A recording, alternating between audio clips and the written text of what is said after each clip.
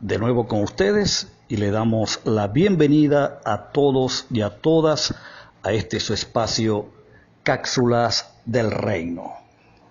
Muy bien, les recuerdo que les habla desde la ciudad de Maracaibo, Venezuela, para el mundo, su amigo y maestro en la plenitud del reino, Miguel Faría.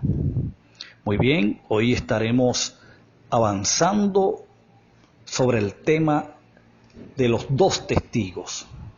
Ya cubrimos una primera cápsula, creo que vaciamos 20 minutos de una luz inicial acerca de lo que es el tema.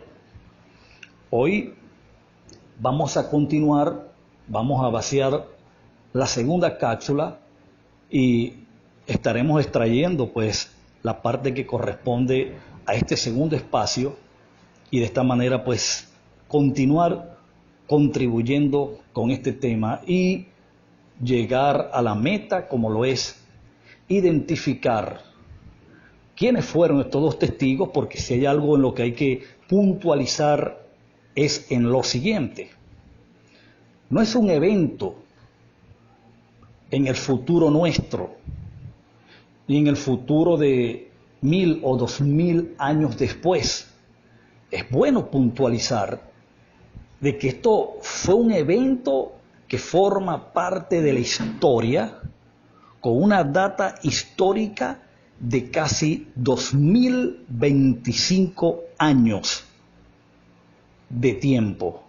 De manera que no estamos hablando de nada profético, no estamos hablando de algo que se nos salió de la Biblia, sino que todo lo que en la Biblia se contuvo fue registrado por ella misma como cumplido. Así que eso pues es muy importante que lo tenga claro. Ok, nosotros quedamos en una parte que yo diría con respecto al tema que es bien importante, acerca de lo que es el término testigo. Testigo, que es del griego mártir, así es como en el griego pues se pronuncia la palabra testigo. Y este término, si le vamos a dar algún sentido, algún significado básico, elemental, para hacerlo lo más entendible posible, pudiéramos decir que un testigo es alguien que presenta pruebas, evidencias indubitables, incuestionables, fehacientes. Es más, es alguien que no solo las presenta, sino que él está dispuesto a llevar su vida al límite, es decir, a morir por esas pruebas que presenta. Ahora, en el libro donde aparece el tema se usa el término número 2. Y el número 2, dentro de la numerología bíblica, es tipo de testigo.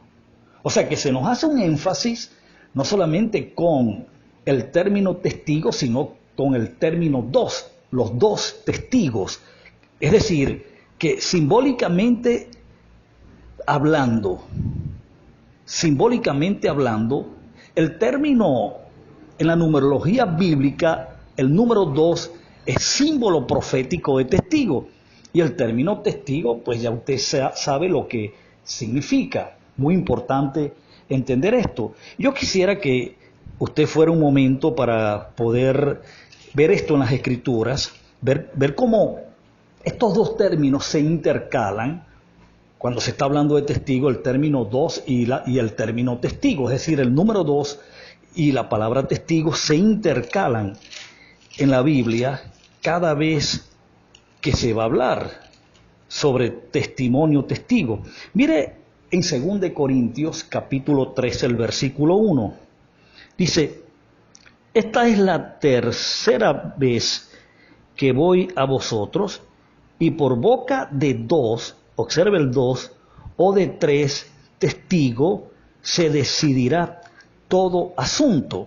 Si usted va, por ejemplo, a la primera carta del apóstol San Pablo a Timoteo, el capítulo 5, versículo 19, fíjese cómo dice: contra un anciano no admitas acusaciones, sino con 2 o 3 testigo. Siempre que se va a hablar de testigo en la Biblia, especialmente en el Nuevo Testamento, le antecede el término dos.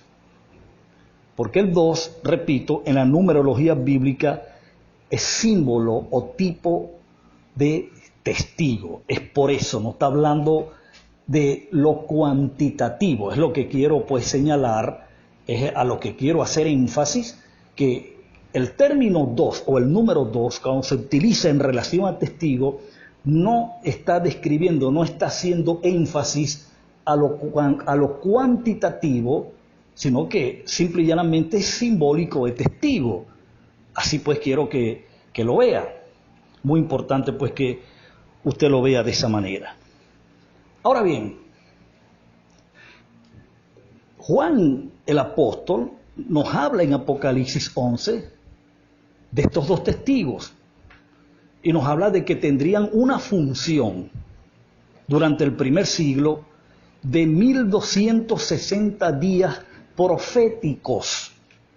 Estarían profetizando por 1260 días. También nos dice el apóstol que lo haría en silicio. O sea, estarían profetizando vestidos de silicio.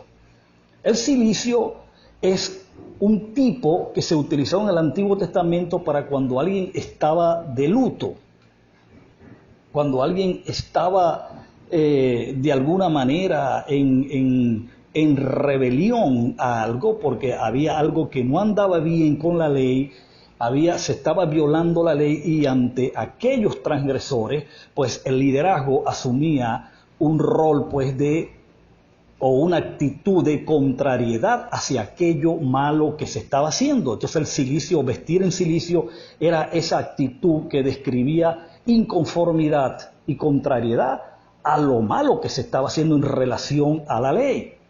Pues estos dos testigos, nos habla aquí el apóstol Juan, que estaban vestidos en silicio, y vestidos en silicio estarían profetizando por 260 días, que equivalen a 3 años y 5 meses aproximadamente, o 3 años y 5 meses y un tanto más de día, casi 3 años y medio, para ser más preciso y exacto. A estos dos testigos se les dice también en el libro de Apocalipsis, eso es desde el verso 5 en adelante, que todos aquellos pues que tuviesen algún tipo de adversión o contrariedad en contra de ellos, o intentasen algo en su contra, dice que de su boca saldría fuego que los consumiría. Dice que tendrían la capacidad también de cerrar los cielos para que en los días de su profecía pues no lloviese. Al igual que también tendrían, si fuese necesario, la autoridad y el poder de convertir las aguas en sangre. Característico todo esto ¿de qué? De los profetas del antiguo pacto. ¿Por qué? Porque el libro de Apocalipsis está plagado de figuras del antiguo pacto, y quien no esté familiarizado con las figuras del antiguo pacto, con lo que son las tipologías hebreas, con el lenguaje apocalíptico, con el lenguaje profético, con el lenguaje de pacto, por supuesto que no va a atinar en descubrir de qué se está hablando. Lo que sí quiero es que preste atención, que es muy importante los pasos que vamos a dar ahora. Ahora fíjate, con respecto a la tendencia dispensacional que tiene más fuerza, que es la que dice que es el profeta Elías y Moisés quien tendrían escenario pues en los días de estos dos testigos, por causa de que lo que harían estos dos testigos eran características señales, o señales características en los ministerios de Elías y en el ministerio de Moisés. Fue característico en Elías hacer descender fuego. Fue característico en Moisés llamar las plagas sobre Egipto. Fue característico en su ministerio profético en Moisés convertir las aguas en sangre. Por ello es que estas personas que sostienen esta posición del dispensacionalismo creen pues que necesariamente tienen que ser estos dos personajes. Pero hay un detalle en lo que yo quiero puntualizar en esta tarde con respecto a estos dos personajes y a todos los personajes del Antiguo Pacto. No hay nada más lejos de la verdad que ellos hayan tenido lugar en los días del primer siglo. ¿Por qué? Número uno, todo lo que la ley y los profetas registraron a manera de escritura, a manera de hechos, acontecimientos, sucesos, todo ello apuntó a una sola cosa, y es que todo eso iban a ser ejemplos, iban a ser tipos, los protagonistas de esos sucesos, de esos eventos, iban a ser tipos, sombras y ejemplos de quiénes y de qué. De Cristo y la iglesia, de Cristo como cabeza y la iglesia como su cuerpo. Por ejemplo, Elías el tibista era tipo de Juan el Bautista. Cuando Malaquías habla de Elías, que yo enviaré a mi siervo Elías en los días del gran día de Jehová, creo que está en el capítulo 3 reseñado y capítulo 4 de Malaquías. Señores, se está haciendo referencias a Juan el Bautista y el mismo Cristo, en labios de Cristo, lo vemos en el capítulo 11 del Evangelio según San Mateo, cuando el mismo Cristo dijo, hablando de Juan el Bautista, hablándole a sus discípulos de quién era Juan, una vez de que Juan había salido del escenario, por cuanto ya Cristo estaba en su ministerio público y terrenal, Cristo les comienza a hablar a sus discípulos de quién fue Juan, y ya por último le dice, y si queréis recibirlo, es decir, si ustedes quieren ubicarse en la agenda de Dios, se quieren ubicar en el momento profético que viven, él, es decir, Juan el Bautista, era el Elías que había de venir. Entonces, si vamos a apuntar a Elías como señal profética, ya había venido, era Juan el Bautista. Era la imagen de las cosas, era la realidad, Juan el Bautista, no Elías. Elías era un tipo de Juan, porque Elías tuvo un ministerio, un protagonismo, fue en la ley, en tiempos de la ley, en el pacto de la ley, que solo tenía la sombra de los bienes, mas no los bienes, solo tenía una sombra de la imagen, mas no la imagen. Entonces, Elías sería Juan, o fue Juan, tipológicamente hablando, proféticamente hablando, usado como figura en el antiguo pacto.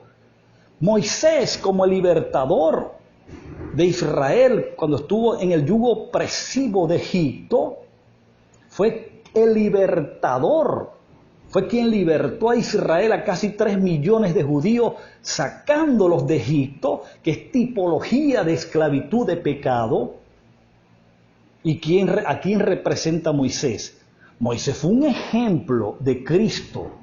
Cristo sacó a la iglesia, sacó a los individuos, a todos y cada uno de ellos que formaban parte de la iglesia, los sacó de qué Egipto, del Egipto del pecado, del mundo de Adán, de la transgresión. Estaban destituidos de la gloria de Dios. Entonces, estos dos individuos están diametralmente opuestos a lo que sería el cumplimiento pues de este evento profético señalado en Apocalipsis capítulo 11. Entonces, por ese lado, es más que obvio de que no son ellos, ni mucho menos Enoc. Enoc fue otra figura del antiguo pacto. Entonces, con esto en mente, con esto claro, es obvio de que estos personajes forman parte del Nuevo Testamento. Forman parte de la iglesia.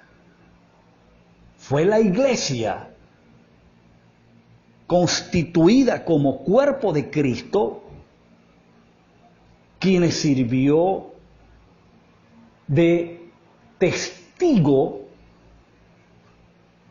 del Señor Jesucristo. Esto está más que claro. Por ejemplo, te voy a dar una escritura para que ya vayas teniendo la idea de hacia dónde vamos.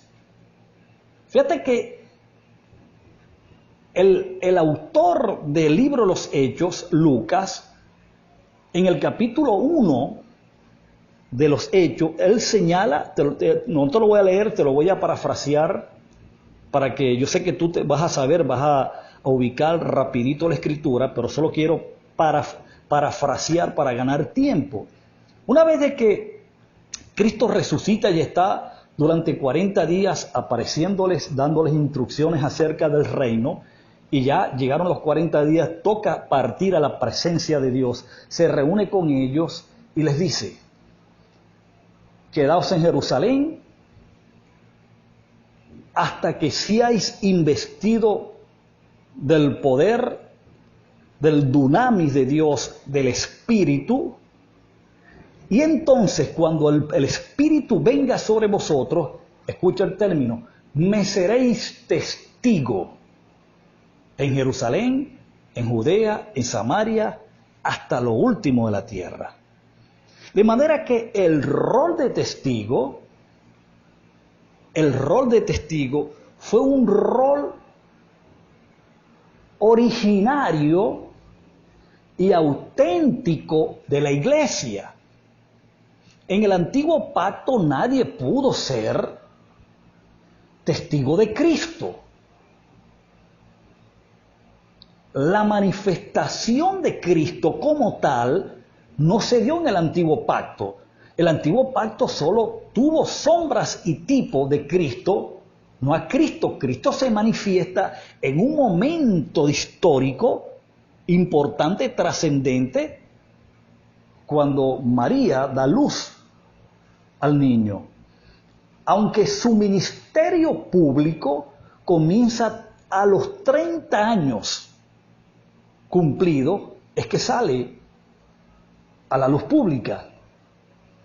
Y aún así, Cristo como tal, en rol, en función, en ejecución, comienza a ejercerlo como tal, como el Hijo del Dios viviente, es a partir de sentarse en el trono. Desde el momento que Cristo es exaltado y se sienta en el trono de Dios, es que comienza a ejercer el rol de Cristo. De hecho, el libro de Apocalipsis nos hace un señalamiento, si bien recuerdo, nos hace un señalamiento importante. No recuerdo exactamente si es Apocalipsis, pero en la próxima cápsula te lo voy a citar. Pero dice así: y de Jesucristo, mi testigo fiel. El libro de Apocalipsis se usa el término testigo en varias ocasiones. En el libro de los Hechos se utiliza sistemática y reiteradamente el término testigo para describir a la iglesia, al cuerpo de Cristo. De manera que no hubo un tiempo, no hubo una era, no hubo un pacto donde el rol de testigo se ejerciera con mayor, digamos, contundencia,